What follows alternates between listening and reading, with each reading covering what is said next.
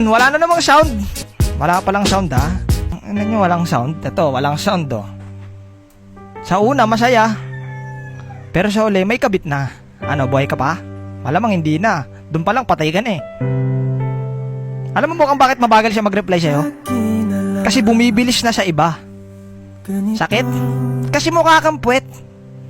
May sound na, wala pa rin. Wala pa rin sound? Ano, mukhang kailangan natang gisingin ng mga tao sa mundo ah. Ba't siya na nagpapaalam na maaga siya matutulog? Kahit wala naman siyang pupuntahan kinabukasan. Bakit? Ba't siya nagpapaalam na maaga ako matutulog?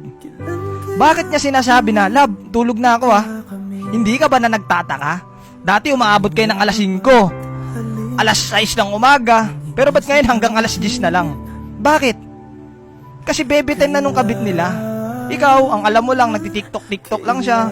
Ay, ang alam mo lang, natutulog na siya, tapos ikaw pa tiktok-tiktok ka lang. Ang hindi mo alam, pinagpapalit ka na, boss. Bakit? Mukha kasing busabos.